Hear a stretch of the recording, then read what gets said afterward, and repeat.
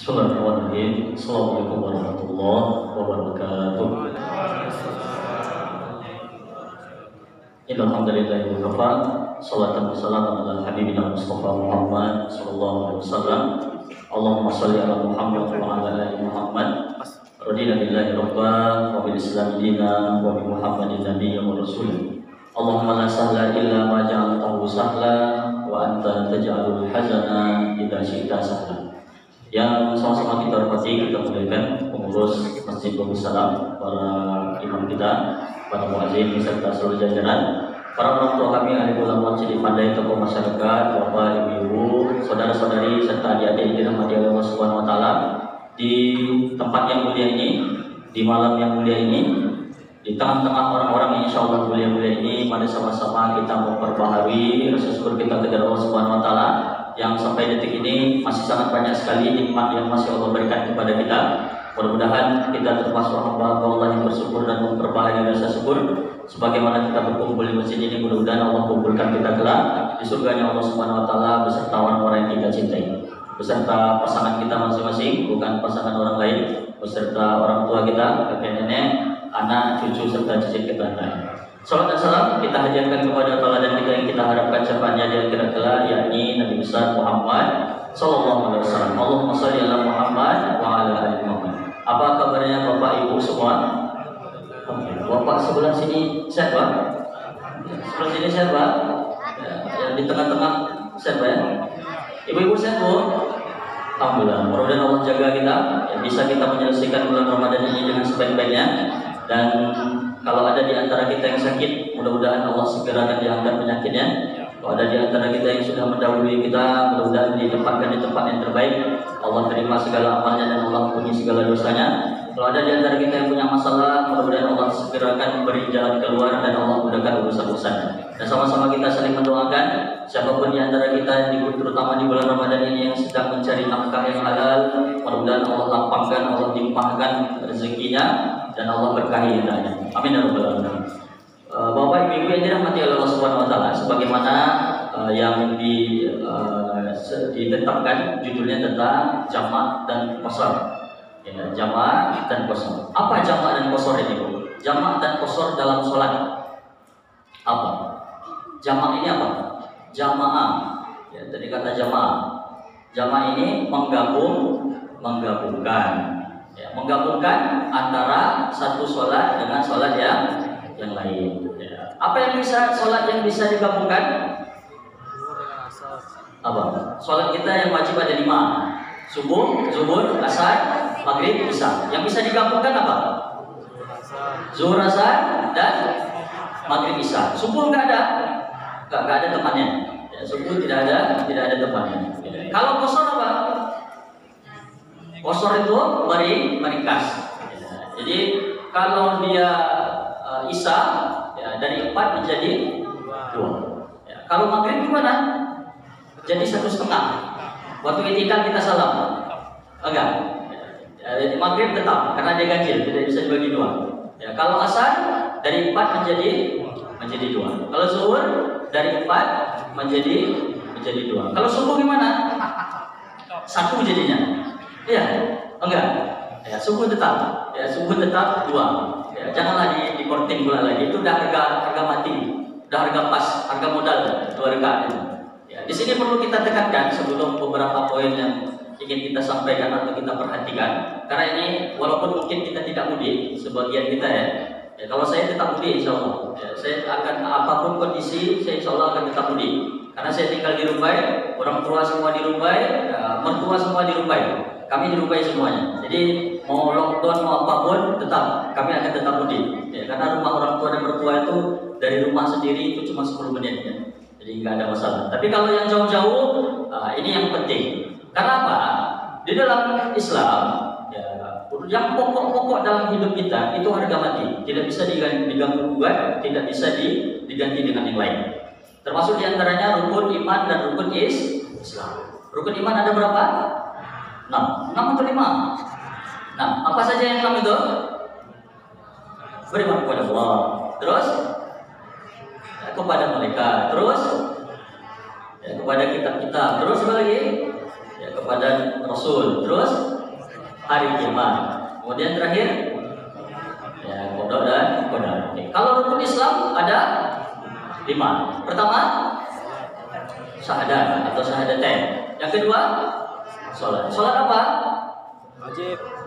Sholat tahajud, sholat duha, sholat wajib 5 waktu. Harus berjelas-jelas. Karena dia kalau di dalam Islam, kalau dia sudah menjadi wajib, nah itu beda ceritanya. Kalau sholat tahajud dia sunnah, ya. Kalau kita tidak mengerjakan kita rugi, nggak dapat pahala.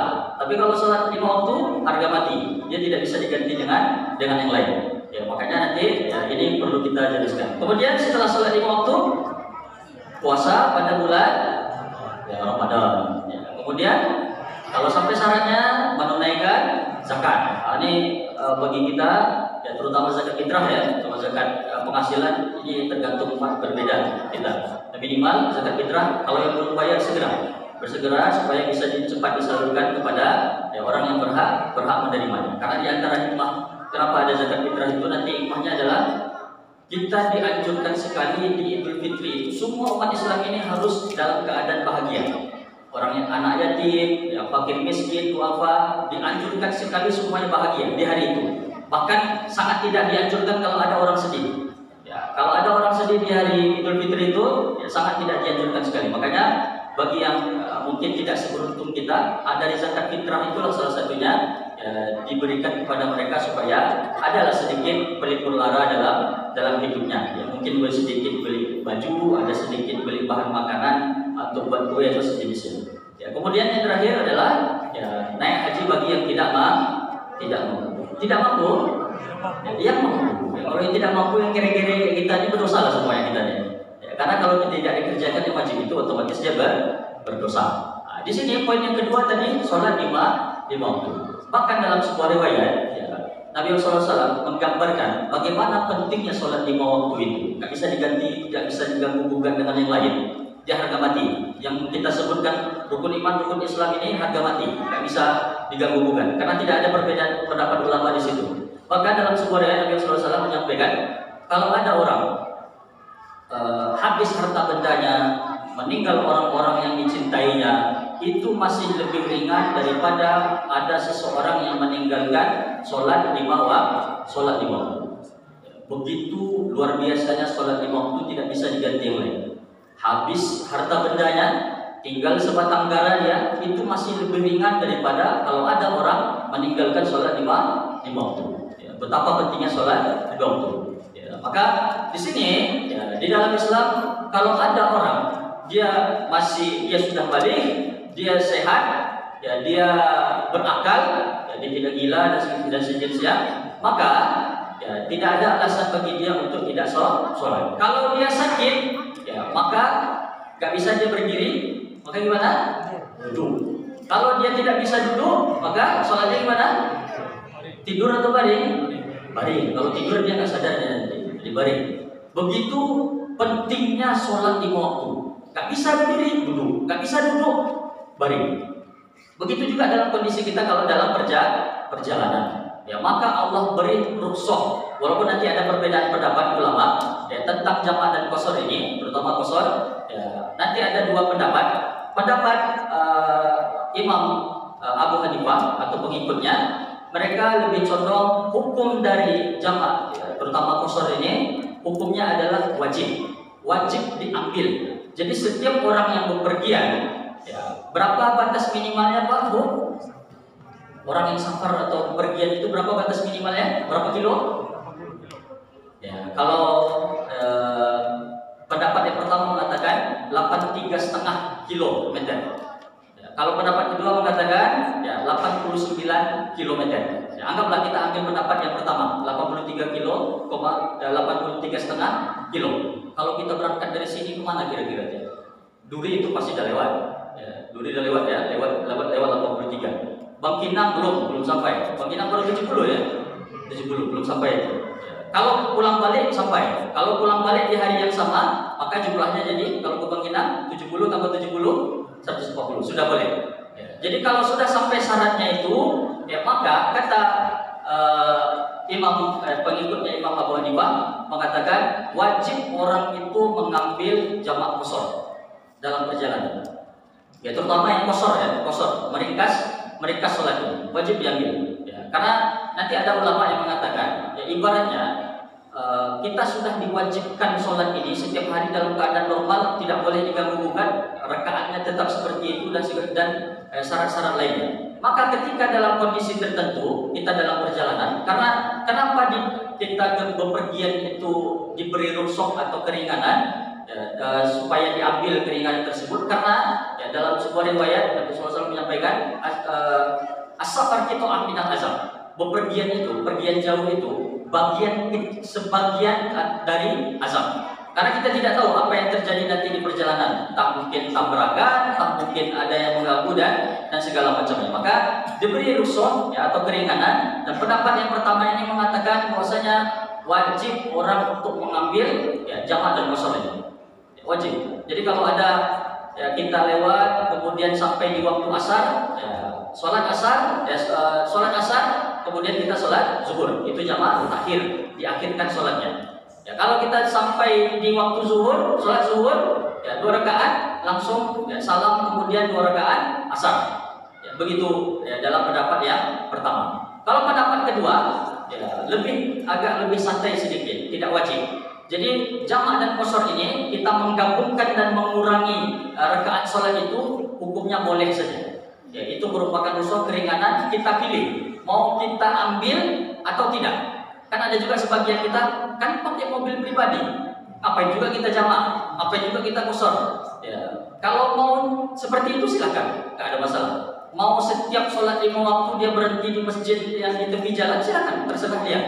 Ya, tapi kalau saya pribadi, ya, termasuk juga beberapa guru saya di pesantren maupun ketika kuliah, lebih condong kepada pendapat pertama.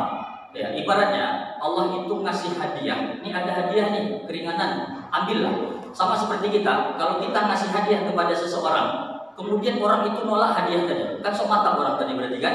Ya, kira-kira seperti itu. Kalau saya secara pribadi, ya Allah kasih kita hadiah, nih keringanan, ambillah. Ya, bukan setiap hari Allah kasih keringanan, ketika bepergian saja, ya ambil itu, ya silahkan dijalankan. Itu untuk kalau kita dalam perjalanan juga mengurangi waktu kita untuk berhenti kan. Kan bisa ya, digabung dan dikurangi ya, rakaat dalam sholat kita. Ya, kalau yang mau pendapat kedua silakan. Ya, pendapat yang boleh silakan dipilih. Apalagi kalau seandainya kita sudah punya mobil pribadi misalnya, udah terserah mau berhenti dimanapun kita bisa. Tidak tergantung supir travel, supir bus atau sejenisnya. Ya, itu yang mudah-mudahan bisa menjadi perhatian kita.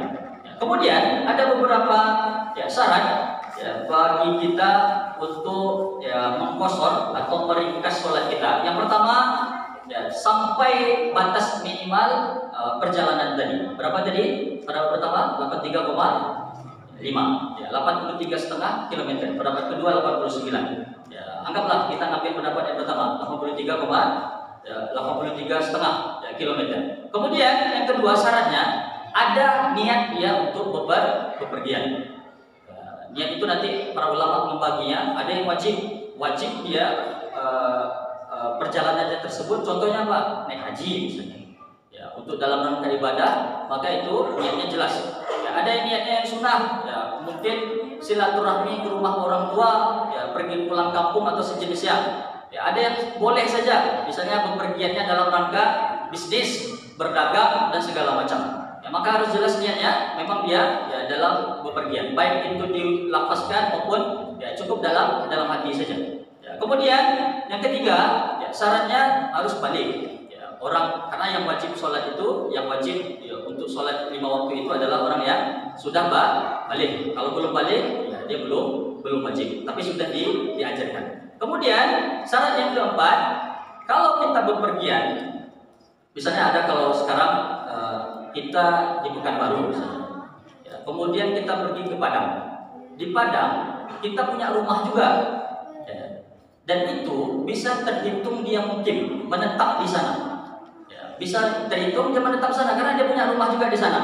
Ya, kalau dia kondisinya seperti itu, maka lebih baik ya, dia ya tidak selama dia nanti di sana dia tidak menjamak atau mengqashar sholatnya, karena dia udah punya rumah juga di sana. Kecuali kalau rumah kita cuma di Pekanbaru saja, waktu kita pulang kampung misalnya, pulang kampung cuma ada beberapa hari saja, silakan dalam perjalanan ya, silakan kita jamak dan qashar.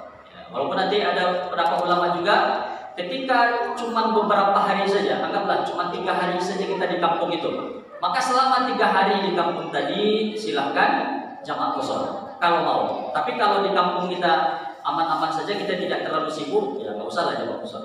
Ya silahkan di dalam perjalanan saja kita jamak dan qashar. Kemudian syarat yang kelima, ya, yang diqashar atau disingkat, dikurangi rakaatnya itu cuma ya sholat yang rubaiyah, sholat yang rakaatnya ada 4. Ya. Kalau yang 3 maghrib tadi tidak bisa, subuh tidak bisa, kan nggak mungkin maghrib 1,5 kan? Gimana 1,5? Berarti setelah rukuk kita naik pasti tidak kita baca salam kan, enggak juga. Ya, atau ketika subuh cuma 1 rakaat saja, 1 rakaat kita langsung salam, tidak. Ya, itu ada beberapa poin yang mudah-mudahan bisa menjadi perhatian kita bersama. Yang perlu ditekankan sekali di sini adalah begitu Allah Subhanahu wa taala penting sekali sholat ini dalam hidup kita. Ya, Allah buat rentetannya. Ini kalau nggak bisa seperti ini. Ya, kalau dalam kondisi ini Allah kasih keringanan. Begitu Allah ya, membuat pentingnya sholat ini dalam hidup kita. Belajarlah dari orang-orang terdahulu. Ya, kakek nenek kita, walaupun dia tidak tamat SD, walaupun dia tidak sekolah, tapi mereka berkah ilmunya. Apa salah satunya? Kakek nenek kita dulu kalau di kampung, ya, mungkin orang tua, bapak-bapak, ibu-ibu mungkin termasuk juga dulunya. Dulu orang itu tidak sekolah, ya, apalagi sampai kuliah ke luar negeri dan segala macamnya. Mereka ketika ada buya, ada kiai, ada ustadz di kampung itu menyampaikan ya ilmu-ilmu agama, walaupun sedikit tapi lengket dalam hidupnya, karena dipraktekkan. Salah satunya apa? Sholat. Cobalah tanya dulu ya, orang-orang terdahulu di kampung-kampung, kalau ada anaknya merantau, entah itu mencari nafkah, entah itu dia belajar, pasti salah satu pesan dari orang-orang tua terdahulu apa Pak Bu? Jangan pernah tinggalkan sholat. Begitu orang tua terdahulu, karena mereka tahu nggak ada harganya hidup seseorang itu kalau tidak sholat 5 waktu. Nggak ada harganya. Tidak berharga hidup itu kalau dia tidak sholat 5 waktu. Mau sampai jadi presiden sekalipun dia, orang terkaya sekalipun dia di Indonesia ini, kalau nggak sholat dia nggak berharga gitu. Begitu orang-orang tua terdahulu memahami bahwasanya penting sekali sholat 5 waktu ini dalam hidupnya. Ya, dan mudah-mudahan bisa dipraktekkan dalam hidup kita. Ini nauzubillah min dzalik, kalau orang-orang tua muda sekarang bapaknya sarjana, ibunya sarjana, anaknya nggak sholat biasa saja dia. Ya, anaknya tidak sholat biasa saja. Dia sholat sepertama, istrinya sholat sepertama. Tanya anaknya, mana anaknya? Puasa Ramadan pun tidak. Sholat 5 waktu pun tidak. Sholat 5 waktu pun tidak. Nauzubillah min dzalik. Ya, ini perlu menjadi perhatian kita bersama. Ya, karena sholat ini harga mati, nggak bisa diganti.